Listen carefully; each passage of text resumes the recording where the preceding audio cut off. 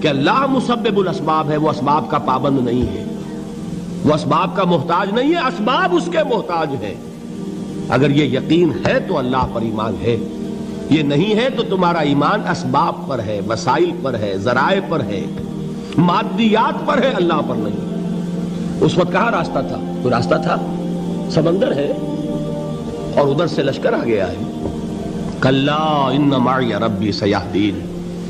اب دیکھیے ایمان کہہ دینا آسان ہے، ہوا معکم اینما کنتم، جہاں کہیں بھی تم ہوتے ہو اللہ تمہارے ساتھ ہوتا ہے، لیکن اس کا یقین قائم ہو جائے تو زمین و آسمان کا فرق واقع ہو جائے۔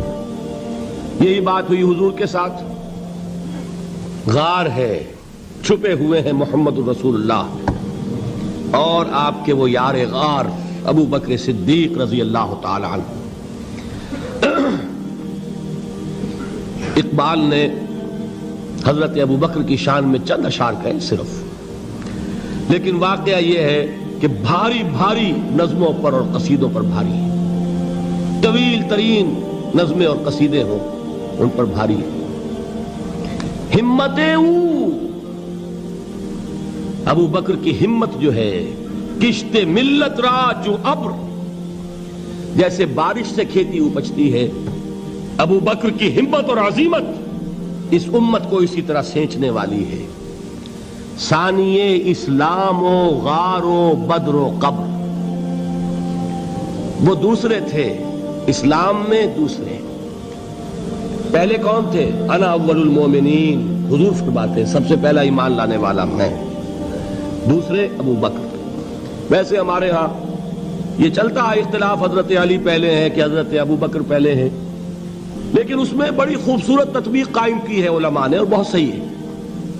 چار کے بارے میں فیصلہ ہی مت کرو کہ کون پہلے ہے، ان کی ایک عجیب تقسیم کر دی ہے۔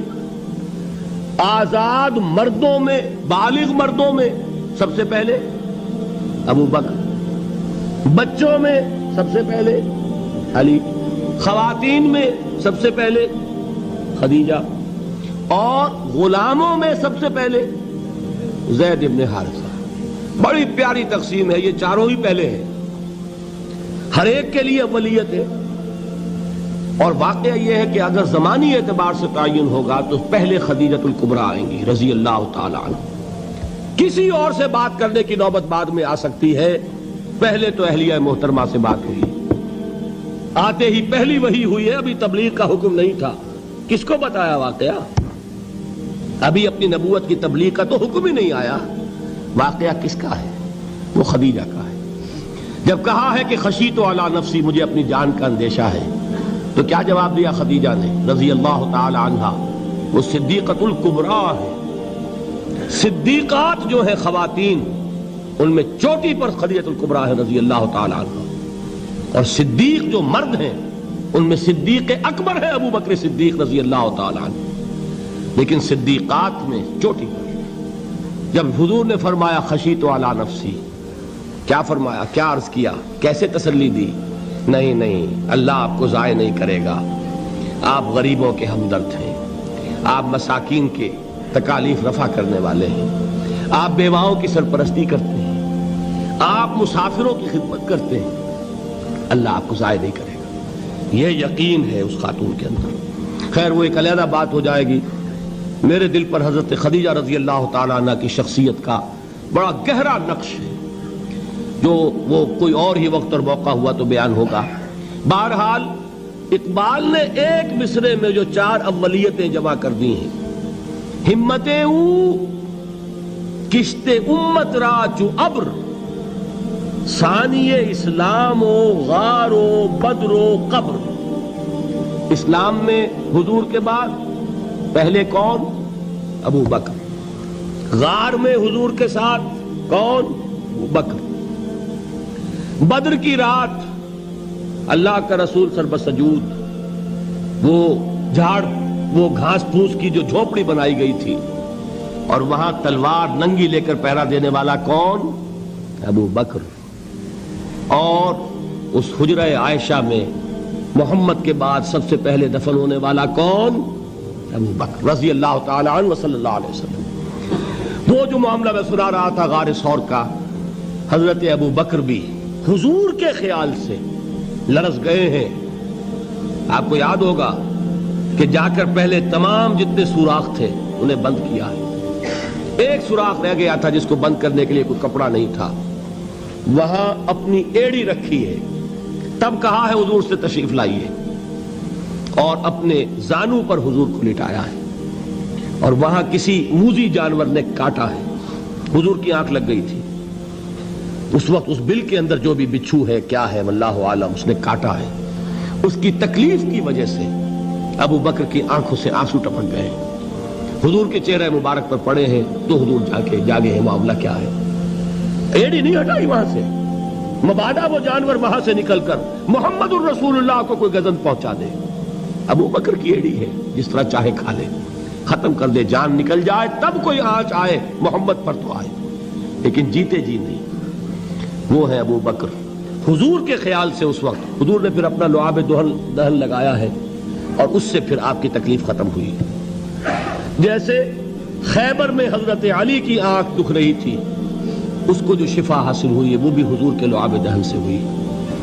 تو بہرحال اس وقت انہوں نے کہا ہے کہ اے نبی یا رسول اللہ, اگر اس وقت ان میں سے کسی نے غیر ارادی طور پر بھی اپنے قدموں کی طرف جھانک لیا تو پکڑے جائیں گے. کیا جواب تھا اللہ کے رسول کا؟ لا تحزن ان اللہ معنا.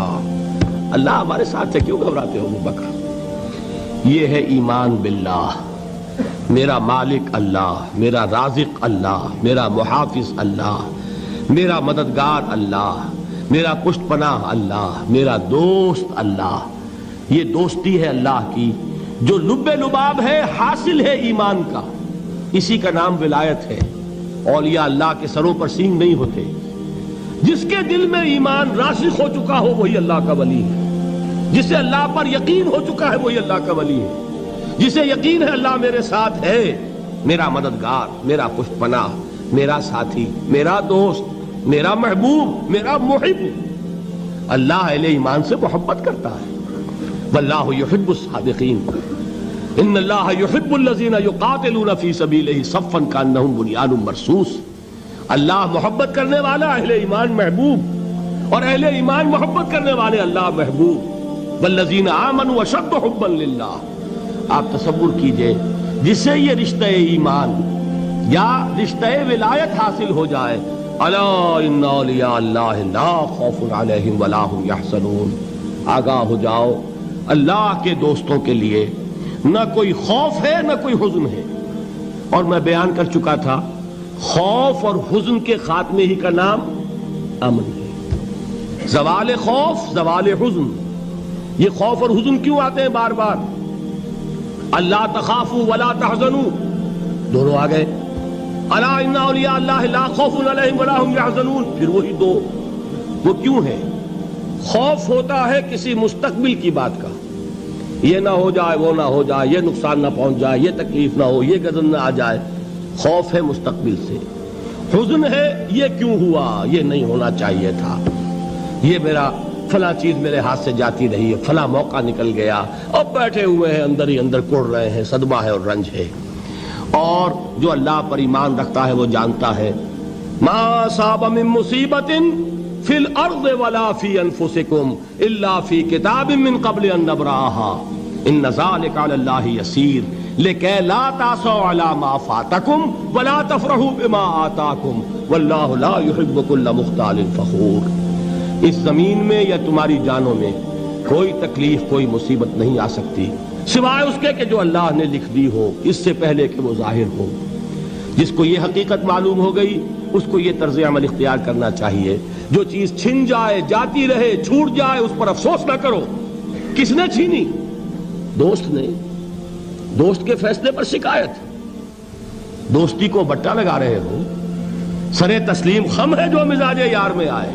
اگر دوستی ہے تو پھر تو تمہیں گردن جھکانی چاہیے کہ ہر چے ساقی ماریخت عین الطافست, جو بھی میرا ساقی میرے پیالے میں ڈال دے اس کا کرم ہے. جو اس کی طرف سے آئے اس پر کوئی رنج نہیں, کوئی صدمہ نہیں, کوئی غم نہیں, کوئی شکایت نہیں, کوئی شکوہ نہیں. اور جو ہوگا وہ اس کے اذن کے بغیر نہیں ہوگا, اور اس کا اذن ہوگا تو یقیناً میرے لیے خیر ہی خیر ہے, چاہے وہ ناگوار شے ہو, بظاہر مجھے اچھی نہ لگ رہی ہو، میری شارٹ سائٹڈنس میں مجھے وہ نظر آ رہی ہے کہ میرے لیے بری ہے، لیکن قرآن نے کہا ہے عسیٰ ان تکرہوا شیئا وہو خیر لکم وعسیٰ ان تحبوا شیئا وہو شر لکم واللہ یعلم وانتم لا تعلمون۔ ہو سکتا ہے تم کسی چیز کو ناپسند کرو درحال ہے کہ اسی میں تمہارا خیر ہو، اور ہو سکتا ہے تم کسی چیز کو پسند کرو درحال ہے کہ اس میں تمہارا شر ہو۔ اللہ جانتا ہے، تم نہیں جانتے۔ جب مجھے یہ بات معلوم ہو گئی، میں نے اپنا معاملہ اللہ کے حوالے کیا۔ سپردم بے تو مایا خیش را تو دانی حساب کم و بیش را، اے رب جو تو چاہتا ہے وہ ہو، تیرے علم میں جو شے میرے لیے خیر ہے وہ ہو جائے، میری کوئی پسند نہیں، میری کوئی چاہت نہیں، یہ ہے راضی برضائے رب۔ اکبر الہ آبادی نے اسے کہا ہے رضائے حق پہ راضی رہ، یہ حرف آرزو کیسا، خدا خالق، خدا مالک، خدا کا حکم تو کیسا؟ جب میں آ گیا بیچ میں، میری پسند، میری مرضی، میری خواہش، میری چاہت، یہی تو شرک ہے۔ ما شاء اللہ کان وما لم یشاء لم یکن، جو اللہ نے چاہا وہ ہوا، جو اس نے نہیں چاہا نہیں ہوا، اختیار اس کا ہے، میرا تو نہیں۔ رضائے حق پہ راضی رہے، یہ حرف آرزو کیسا، خدا خالق، خدا مالک، خدا کا حکم تو کیسا؟ اقبال نے اسے کہا ہے فارسی میں، اب آپ کہیں اس کا ترجمہ بھی کرو تو وہ مجھے ذرا اس وقت کچھ بہت ہی بدذوقی کسی بات نظر آئے گی۔ جائیے پوچھئے کسی سے جسے فارسی آتی ہو، برو کشید ز پیچا کے ہست و بود مرا، چے اقدہا کے مقام رضا کشود مرا۔ مجھے تو تمام پیچ و خم سے نکال دیا اس مقام رضا نے، میں راضی برضائے رب ہوں، جو فیصلہ اس کا میں اس پر راضی۔ تو کہاں کا حزن اور کس کا خوف؟ یہی زوال حزن اور زوال خوف، یہی ہے امن، یہ نتیجہ ہے ایمان کا۔ تو جان لیجئے یہ ہے لب لباب، یہ ہے حاصل ایمان کا، یہ ہے تو ایمان ہے، یہ نہیں ہے تو ایمان نہیں۔